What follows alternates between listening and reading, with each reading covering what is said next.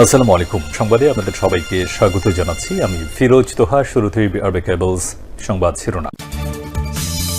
রাতে মোহাম্মদপুরে সেনাবাহিনীর বিশেষ অভিযানে আটক করা হয়েছে অতিরিক্ত ডিআইজি বিপ্লব কুমার সরকারকে। মোহাম্মদপুরের জেনেভা ক্যাম্পে সেনাবাহিনীর অভিযানে ডিএমপি যুগ্ম কমিশনার বিপ্লব কুমারকে গ্রেফতার করা হয়েছে। মাস্টারমাইন্ড ছিল যারা ছাত্রদের আহত নিহতের ঘটনায় সম্পৃক্ত, সেরকম কিছু আসামি এখানে লুকিয়ে আছে। আমাদের থানায় এজাহার নামে আসামি তারা। তো এই সংবাদের ভিত্তিতে আমরা এখানে আসি, এসে আমরা বিধি মোতাবেক তল্লাশি করি। এবং সবশেষে জানাবো, রিমান্ডে সাবেক নির্বাচন কমিশন হাবিবুল আওয়ালের ভয়ঙ্কর অপকর্মের তথ্য ফাঁস। শেরে বাংলানগর থানায় দায়ের করা মামলায় সাবেক প্রধান নির্বাচন কমিশনার কাজী হাবিবুল আউয়ালকে ফাঁসির আদেশ দিয়েছেন আদালত। এতক্ষণ শুনছিলেন সংবাদ শিরোনাম, এখন থাকছে বিস্তারিত। আমাদের একজন সদস্য জীবিত থাকতেও বঙ্গবন্ধু কন্যার কোনো ক্ষতি করতে আমরা দেব না। বর্তমান যে গণতান্ত্রিক সরকারের যে সরকার পতন ঘটাবে, ঢাকা মেট্রোপলিটন পুলিশের একজন সদস্য জীবিত থাকতেও এই স্বাধীনতা বিরোধীদেরকে বিন্দুমাত্র স্পেস আমরা দেব না, তাদেরকে কোনোভাবেই স্পেয়ার আমরা করব না। আওয়ামী লাঠিয়াল বিপ্লব কুমার সরকারের মুখোশ উন্মোচন।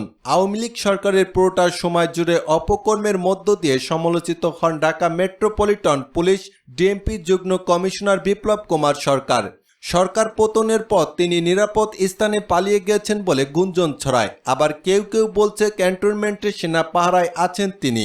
বিএনপি তৎকালীন সংসদ সদস্য জয়নুল আবেদিন ফারুককে লাথি মেরে ব্যাপক সমালোচনার মুখে পড়েন তিনি।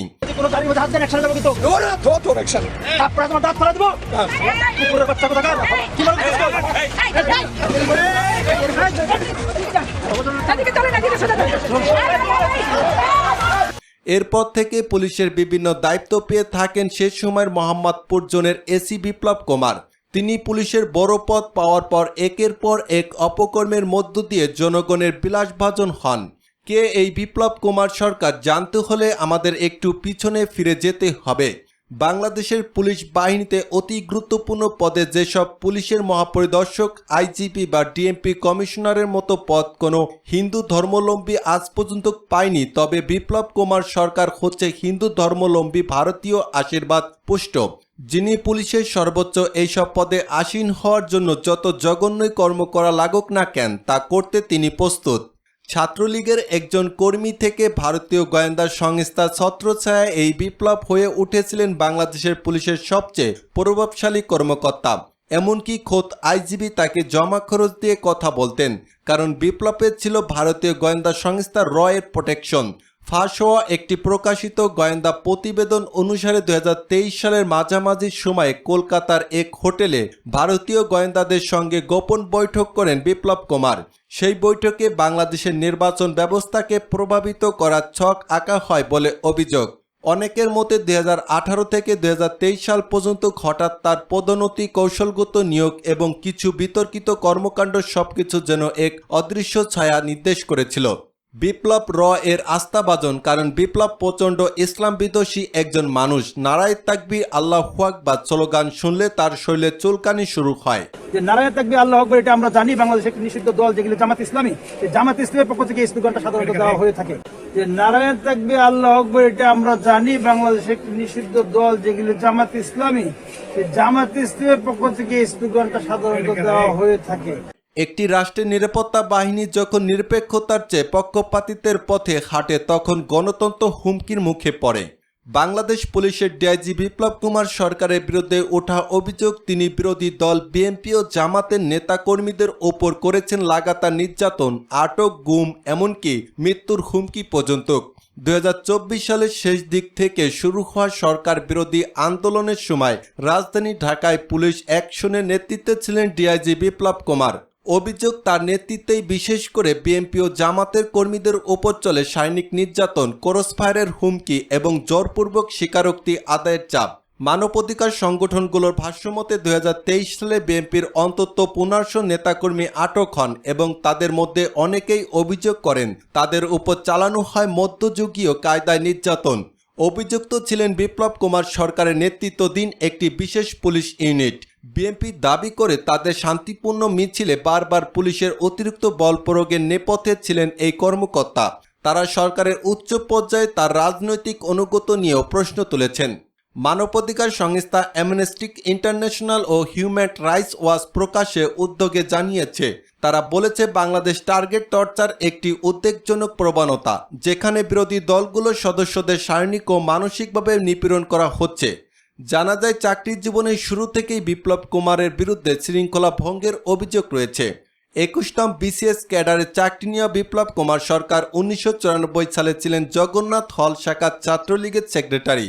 জগন্নাথ হলের সাধারণ সম্পাদক থাকাকালীন সময়ে বিপ্লব সহ 15 জন ছাত্রলীগ কর্মী গ্রেপ্তার হয়েছিল। তাদের মুক্তির দাবি করে বাংলাদেশ ছাত্রলীগের ঢাকা বিশ্ববিদ্যালয় শাখার পক্ষ থেকে একটি পোস্টার বিলি করা হয়েছিল, যার একটি কপি এসেছে আমাদের হাতে। পুলিশ বিভাগে চাকরি হওয়ার পর সারদায় ট্রেনিং করেছিলেন বিপ্লব। তার নিজের নামের সাথে ছাত্রলীগের ট্যাগ থাকতে বিএনপি শাসন আমলে কোনো সুবিধা করতে পারেন না, এমনটা ভেবেছিলেন এই বিপ্লব, যার ফলে 2003 সালে ডিসি ভিসা পেয়ে তিনি পুলিশের চাকরি রেখেই আমেরিকায় চলে যান। 7 বছর আমেরিকা থেকে লীগ সরকার ক্ষমতায় আসার পর 2009 সালে ফেব্রুয়ারিতে তিনি দেশে ফেরত আসেন। পুলিশের ভাষায় এই সময় তিনি ছিলেন ফেরারি। জানা যায় কোনো প্রকার অনুমতি ছাড়াই দীর্ঘদিন কর্মস্থলে না থাকায় তার বিরুদ্ধে জিডিও করা হয়। কিন্তু দীর্ঘ 7 বছর অনুপস্থিত থেকে দেশে ফিরে রহস্যজনকভাবে ফের চাকরি ফিরে পান তিনি। শুধুমাত্র ছাত্রলীগ এবং আওয়ামী লীগের সাথে কানেকশন থাকাতে চাকরি ফিরে পান তিনি এবং প্রশাসনও তার বিরুদ্ধে কোনো শাস্তিমূলক ব্যবস্থা গ্রহণ করেনি। রংপুর জেলার পুলিশ সুপার থাকাকালীন বিপ্লব কুমার সরকারের পরিকল্পনা অনুযায়ী 2021 সালের অক্টোবর মাসে পীরগঞ্জে 20টিরও বেশি বাড়ি ও দোকান আগুনে দিয়ে পুড়িয়ে হিন্দু মুসলিম দাঙ্গার অপচেষ্টা চালানো হয়েছিল। এই ঘটনা অনুমোচিত হওয়ার পর তাকে কোনো রকমের শাস্তির বদলে সেখান থেকে বদলি করা হয়। ভারতের গোয়েন্দা সংস্থা রয়ের সহায়তায় কয়েকটি বিশেষ মহলের ছত্রছায়া ও আশীর্বাদে এই কর্মকর্তাকে ফের ঢাকার গুরুত্বপূর্ণ জায়গায় বদলি করে আনা হয়। পুলিশ সূত্রে জানা গেছে, বিশেষ মহলের চাপে পুলিশ কর্মকর্তাকে ঢাকা মেট্রোপলিটন পুলিশ এ পর্যন্ত 20 বার শ্রেষ্ঠ ডিসি মনোনীত করা হয়েছে। এছাড়া রাষ্ট্রীয় স্বীকৃতি হিসেবে 2014 সালে পিবিএম ও 2016 সালে বিপিএম পদক দেওয়া হয়েছে তাকে। ছাত্র জনতার অবিস্মরণীয় গণ অভ্যুত্থানে শেখ হাসিনার সরকারের পতনের আগেও নিজেকে উজাড় করে ছাত্র আন্দোলন বন্ধ করতে গুম খুন গণহত্যা নেতৃত্ব দিয়েছেন এই বিপ্লব কুমার সরকার। নারীলিপ্স ব্যক্তি হিসেবেও সুপরিচিত বিপ্লব। গুলশান 2-এর 41 নম্বর রোডের 7-এর এই ভবনে অবস্থিত সোয়া ফিজিও ডেন্টাল কেয়ারের স্বত্বাধিকারী। তেজগাঁও বিভাগের ডিসি থাকাকালীন সময়ে বিপ্লবের সাথে ফেসবুকে পরিচয় হয় সোয়ার। সোয়ার স্বামী একজন কাস্টম কর্মকর্তা। স্ত্রীর বেপরোয়া জীবন এবং বিপ্লবের সাথে প্রক্রিয়া সম্পর্কের বিষয়ে তিনি জেনেছেন, কিন্তু বিপ্লব অত্যন্ত প্রভাবশালী হওয়ায় তিনি কিছুই করতে পারেন না। 2019 সালে বিপ্লবকে রংপুরের পুলিশ সুপার হিসেবে দায়িত্ব দেওয়া হয়। তখন তাদের নিয়মিত যোগাযোগ কিছুটা বাধা সৃষ্টি হয়। তবে ঢাকায় পুনরায় বদলি হওয়ার পর আবারও পূর্ণদমে প্রক্রিয়া প্রেমের সাথে অবৈধ সম্পর্ক চালিয়ে যেতে থাকেন লম্পট বিপ্লব কুমার সরকার। বিপ্লব সরকারি গাড়ি ঢাকা মেট্রো খ 1175-52-তে করে ছোঁয়ার সাথে তার কর্মস্থলে দেখা করতে যান। বিগত দশম, একাদশ ও দ্বাদশ 3 বিতর্কিত জাতীয় সংসদ নির্বাচনের দায়িত্ব পালন করা সাবেক 3 প্রধান নির্বাচন কমিশনার সহ 19 জনের নামে উল্লেখ করে এবং আরও অজ্ঞাতনামা রেখে শেরেবাংলা নগর থানায় একটি মামলায় দায়ের করে বিএনপি। এ বিষয়ে সালাউদ্দিন খান বলেন, বিতর্কিত এই 3 নির্বাচনকে ঘিরে বারবার অভিযোগ করার পরেও তৎকালীন সিআইসিও সংশ্লিষ্ট কোনো ধরনের পদক্ষেপ নেয়নি। আমরা আশা করি বর্তমান নির্বাচন কমিশন এ বিষয়ে তাদের বিরুদ্ধে তদন্ত করে ব্যবস্থা নেবে। আমরা বিএনপি মহাসচিবের এবং সংক্রান্ত চিঠি জমা দিয়েছি। যেহেতু নির্বাচন ভবন আগারগাঁও এলাকায়, সেজন্য অভিযুক্তদের বিরুদ্ধে শেরেবাংলা নগর থানায় মামলা করা হয়েছে বলেও জানান বিএনপি নির্বাহী কমিটির সদস্য। শেরেবাংলা নগর থানার ওসি ইমাউল হক জানান, বিএনপির একটি প্রতিনিধি দল থানায় এসে দশম, একাদশ ও দ্বাদশ সংসদ নির্বাচন সংশ্লিষ্টদের বিরুদ্ধে মামলা করে। এতে 3 সাবেক প্রধান নির্বাচন কমিশনারদের পাশাপাশি সাবেক প্রধানমন্ত্রী শেখ হাসিনা সহ 19 জন এবং অজ্ঞাত আরও কয়েকজনকে আসামি করা হয়েছে।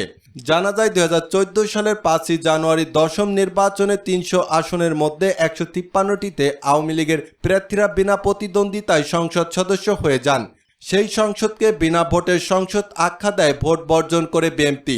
কাজী রকিবউদ্দিন আহমেদের নেতৃত্বাধীন ওই কমিশনার 4 নির্বাচন কমিশনার ছিলেন। সাবেক অতিরিক্ত সচিব মোহাম্মদ আবু হাফিজ, সাবেক যুগ্ম সচিব মোহাম্মদ আব্দুল মোবারক, অবসরপ্রাপ্ত ব্রিগেডিয়ার জেনারেল মোহাম্মদ জাবেদ আলী এবং অবসরপ্রাপ্ত জেনারেল দায়রা জজ মোহাম্মদ শাহনিয়াজ। জানা যায় 2014 সালের 5 জানুয়ারি দশম নির্বাচনে 300 আসনের মধ্যে 153টিতেই তিনি লীগের বিনা প্রতিদ্বন্দ্বিতায় সংসদ সদস্য হন।